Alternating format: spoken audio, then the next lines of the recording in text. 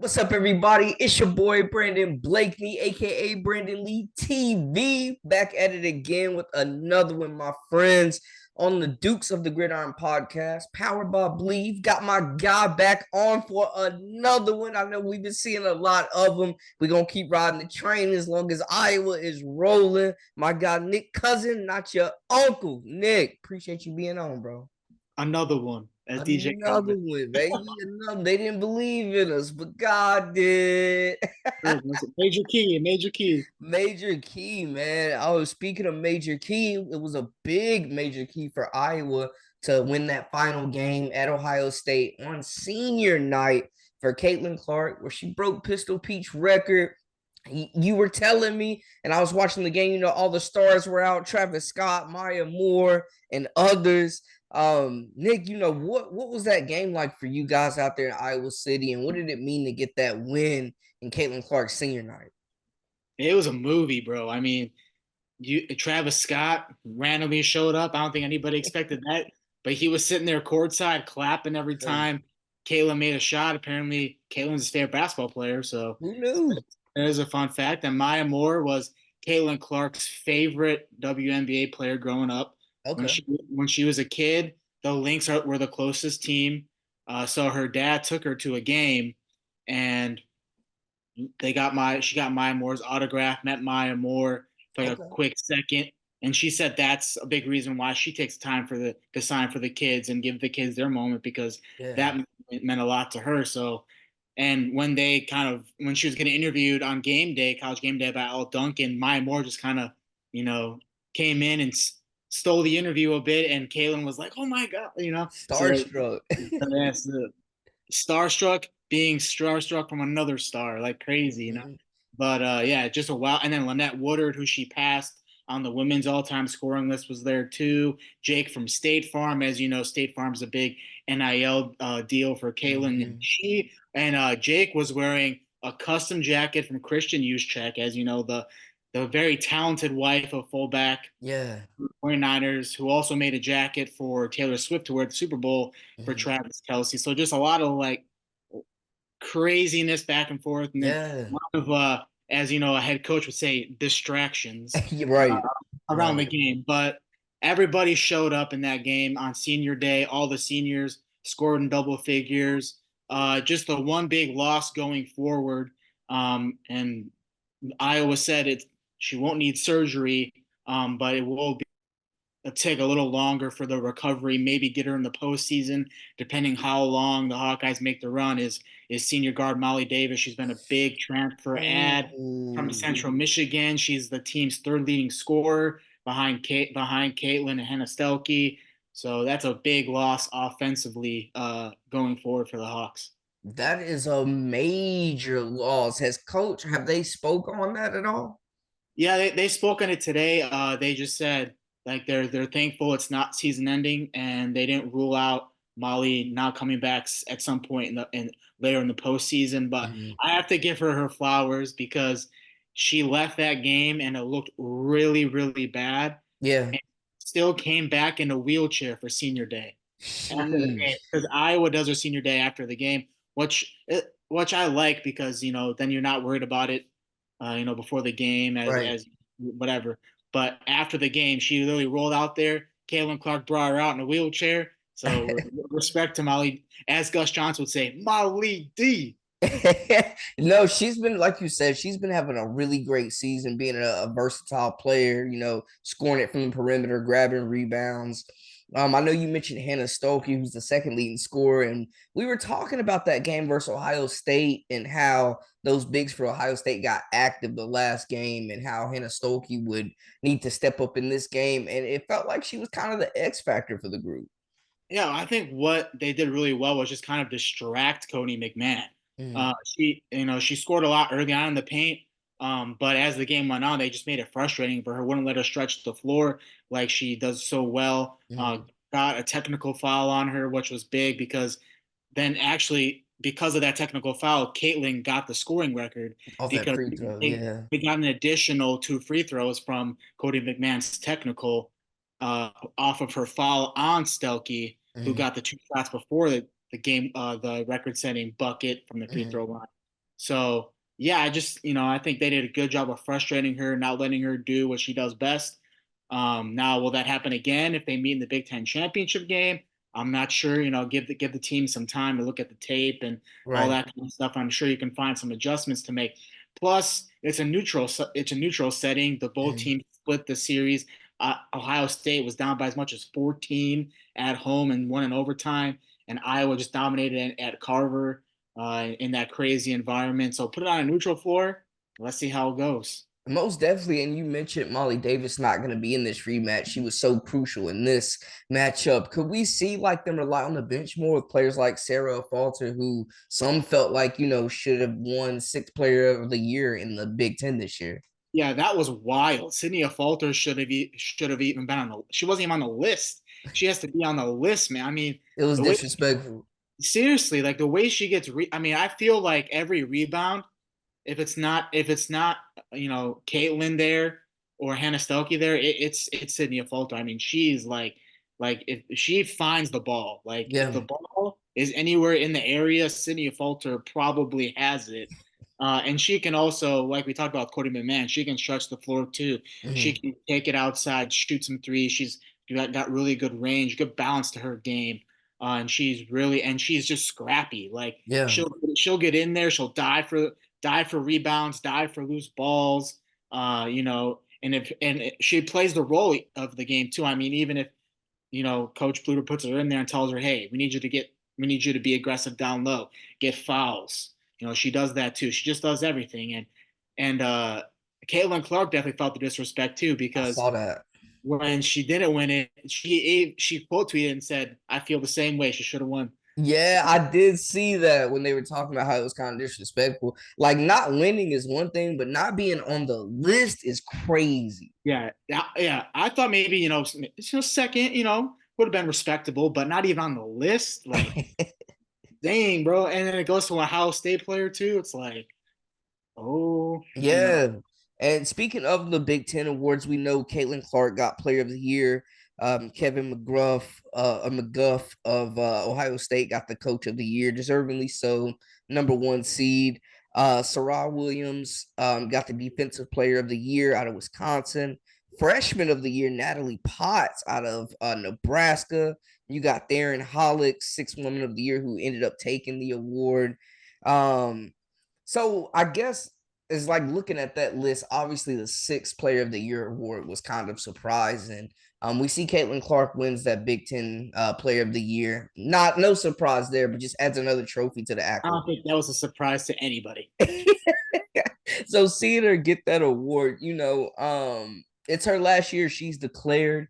Do you think that I mean, obviously, she's got her eyes on a national championship, but this is another good individual award to add to her legacy. Oh, for sure. And Halleck from Michigan State, who won the sixth player, she's a great player, sixth year senior. But I mean, like you said, Kaylin, I mean, undisputed. She's only the second player ever in the Big Ten to win Player of the Year, coaches and media Mhm. 3 times. I mean, Yeah. that's crazy in itself. Um, and just the fact that she's just ever since that decision, she kept saying the word free. I'm playing free. Like I put all the everything else behind me, and now I can just play my best basketball, the best time of the year. And she said, but at the same time, she also said, she's felt her development has gotten her to the point where she feels ready for that next challenge as well. And that's another big reason why she went to the WNBA draft is because she feels like she's in the right place in her game, both physically and mentally, to be able to test herself against other of the best players in the world.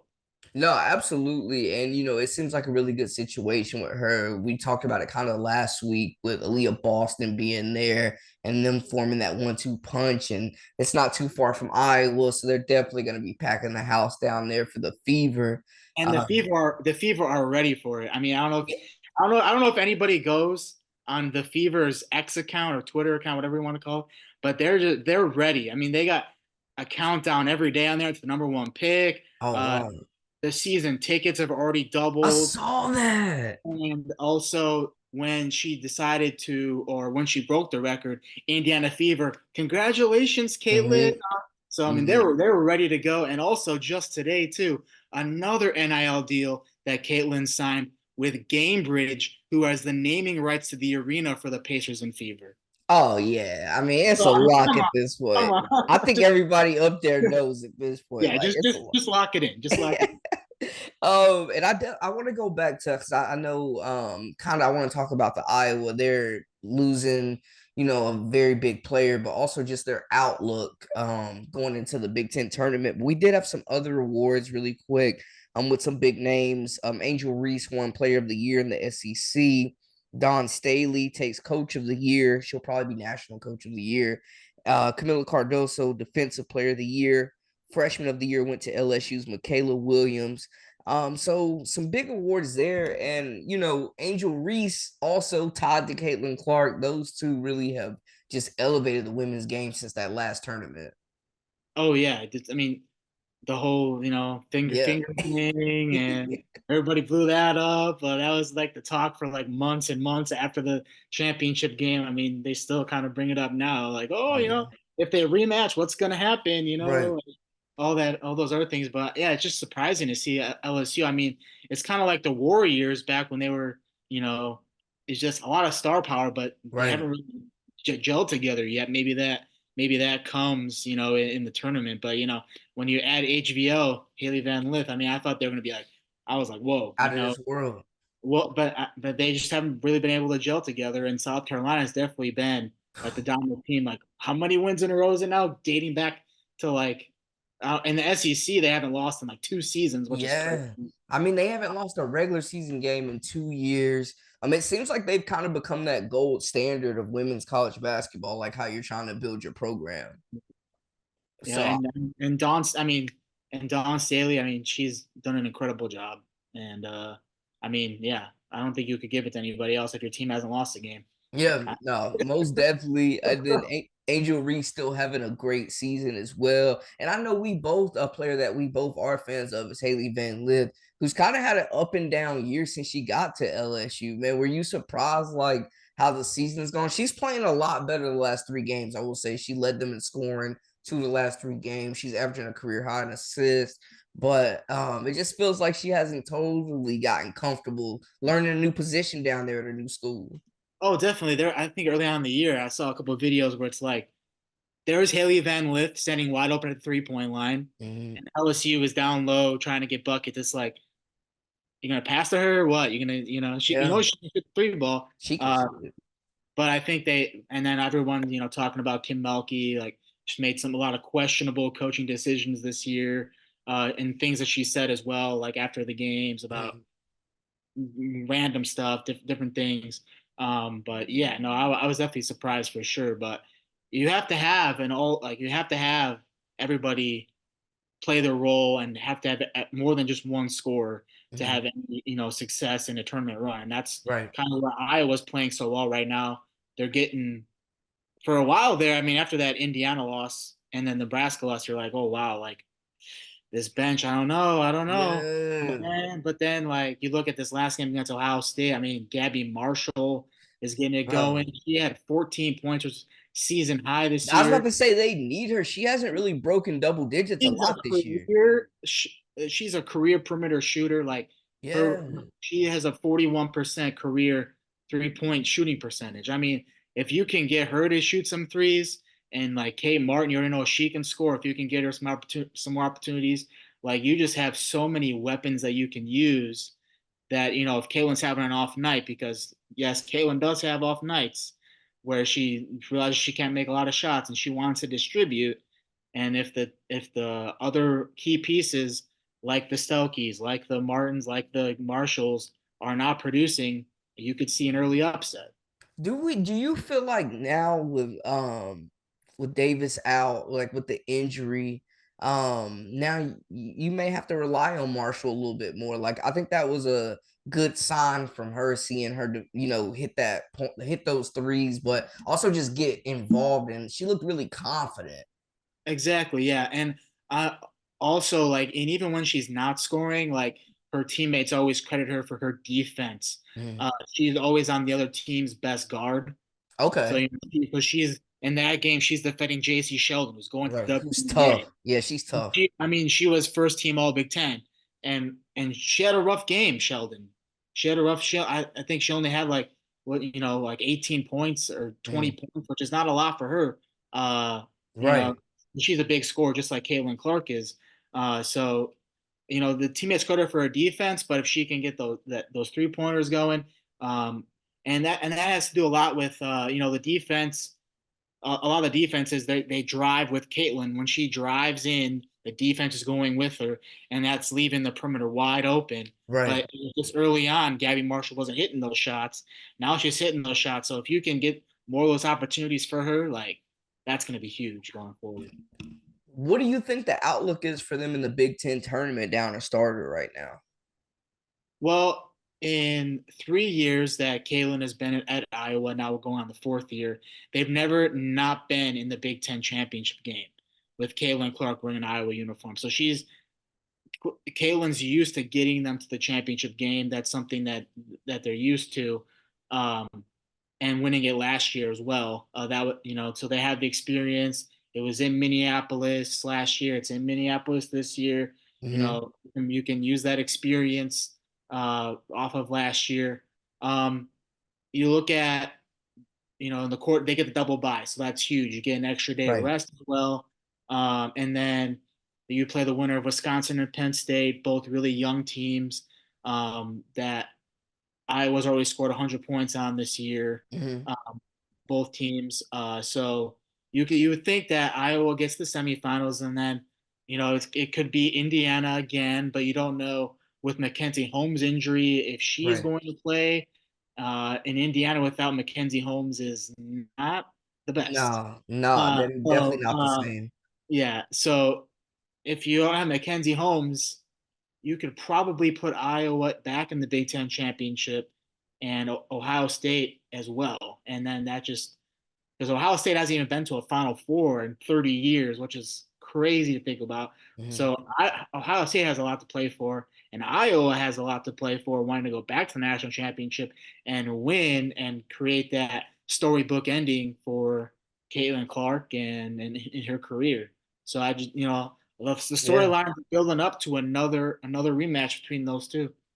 No, absolutely. I think, man, that's the matchup that we need to see. Hopefully, they're both at full strength when that matchup comes. I mean, obviously, you don't want to look too far ahead, but we all know where the road is leading to this national championship. If you have any expectation of winning it, you're probably gonna have to go through South Carolina. And that's going to be tough because, like we said, like just a couple minutes ago, haven't lost a game yet, and Mhm. have some good bigs. That will be tough to guard down the Most stretch. definitely, most definitely. And as postseason starts later this week, we will definitely keep you guys updated on all the latest and the greatest. We appreciate Nick giving us the inside scoop with everything Iowa. Nick, last interview did over 3,000 views, so we appreciate There we everybody go. showing love. Just subscribe and like and comment, and make sure y'all continue to give my guy Nick a follow. Nick, let him know where to find you at on social media. I love the line that you keep saying. If you don't include the Z, don't say it at all. For sure. N Ncouz, one cousin. It's with a Z. That's why I put it as Ncouz. Not Kirk Cousins, not related to Kirk Cousins, the Vikings quarterback. I just now a free agent quarterback, and I'm not the NHL player Nick Cousins. I'm not the NHL. So but not Let him one, know. two, not three. Well, we'll go four if Iowa keeps doing some stuff here, man. Yes, sir. Yes, sir. We will keep you guys up to date. Appreciate y'all tuning in. It was a great one, and it's gonna be an exciting tournament. It's March, baby. We ready for the madness. Best month, and not just because it's my birthday month. Hey, hey, hey, it's getting wild, man. It's getting wild. I know you're gonna be celebrating, bro. I know you're gonna be celebrating big time. So we'll definitely keep a watch out. We're gonna say that for off the camera. Wow. We out. Big shout out to Nick for joining the show. We also have to touch on the ACC postseason awards as well as the Big 12 postseason awards. Sixth player of the year went to Aluchi Akinanwa. out of Duke. Big year for her off the bench. ACC Coach of the Year, Felicia Leggett-Jack out of Syracuse doing her thing. Rookie of the Year and Defensive Player of the Year, Hannah Don't Dribble the Ball in front of her Hidalgo. And she'll be in the running for Freshman of the Year nationally as well. And then Elizabeth Kitley going back to back as your ACC Player of the Year 3 times. Jenny Baranczyk. On the Big 12 side of things, we had co-players of the year. Skylar Van, Oklahoma, and Madison Booker out of Texas, who when Rory Harmon went down really took over as the point guard for this group, the lead playmaker. And she had a heck of a season, one of those dominant freshmen in that 23 loaded class. JJ Quinterly out of West Virginia had an exceptional season as well. Wins the Defensive Player of the Year. Madison Booker takes Freshman of the Year. Peyton Verhulst takes Newcomer of the Year. 6th Player of the Year goes to Deanna Gaston out of Texas once again. And then Coach of the Year, Jenny Baranczyk out of Oklahoma takes it. And very, very well deserved. So all these teams, all these players looking to, now they've cashed in on the individual awards. Now they're looking to turn it up in the postseason play. A lot of great players, a lot of great teams, a lot of great freshmen coming in. Oh, wait. We can't forget about the Pac-12. And Player of the Year, well-deserved, Cameron Brink had a dominant year on both ends of the floor. Freshman of the Year, surprise, Juju Watkins. 6th Player of the Year, Tamia Gardner out of Oregon State. Most improved player, Kiki Iriafen out of Stanford, and she was sensational playing next to Brink this year. And the Pac-12 Coach of the Year award goes to Tara Vanderveer, breaking Coach K's record, winning the regular season title, and they're looking to take on a conference title as well. So major awards there. Like we said, all these teams have cashed in on their great seasons.